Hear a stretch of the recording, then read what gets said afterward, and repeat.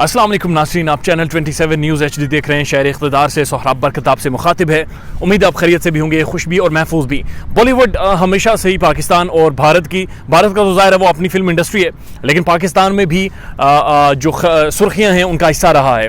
अभी डॉक्टर शाहिद मसूद जो कि पाकिस्तान के एनालिस्ट हैं और अभी भी एक प्राइम टेलीविज़न के साथ अपना तज्जिया देते हैं, एक प्रोग्राम करते हैं live with doctor Shahid Masood.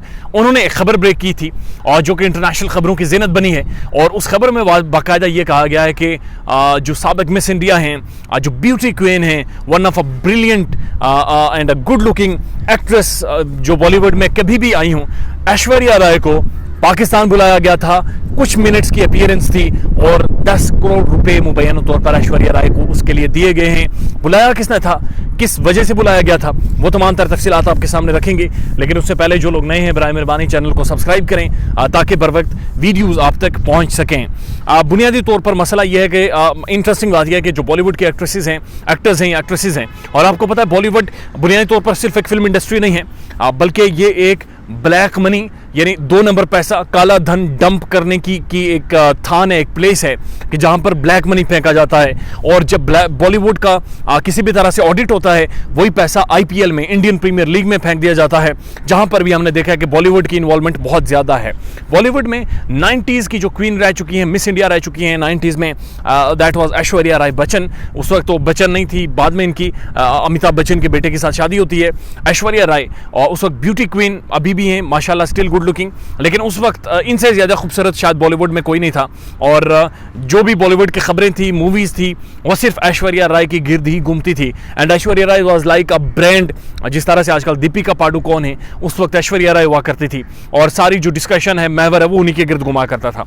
2008 की शाहिद मसूद की खबर के मुताबिक 2008 में साबिक पाकिस्तान के प्रेसिडेंट आसिफ अली जरदारी ने बुनियादी तौर पर ऐश्वर्या राय को पाकिस्तान बुलाया अपने एक प्राइवेट फंक्शन में, और उसके इव्ज़ 10 करोड़ रुपए ऐश्वर्या राय को बेसिकली ऑफर किए गए।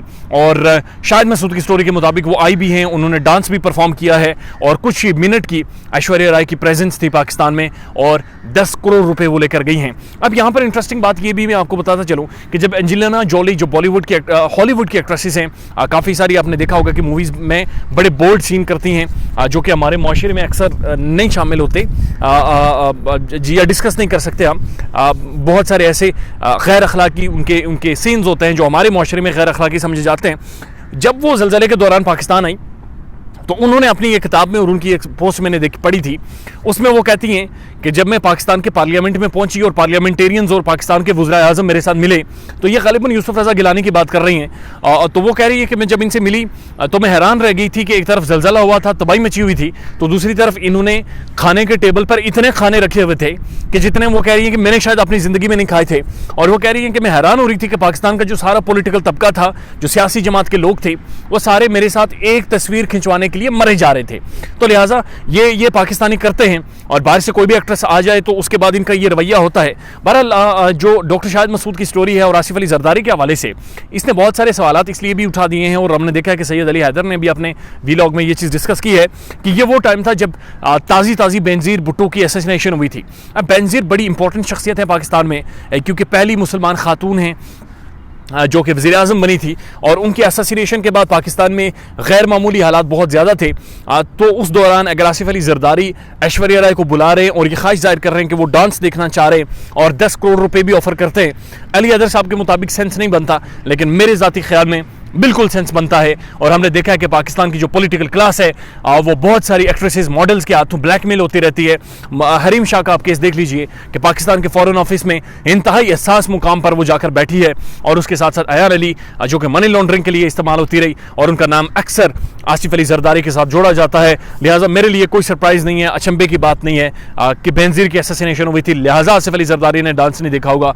पॉसिबिलिटीज़ हैं, बट हतमी खबर कोई अभी तक सामने नहीं आ सकी। अपना ख्याल रखिएगा और हमारे चैनल का भी। अल्लाह हाफ़िज़।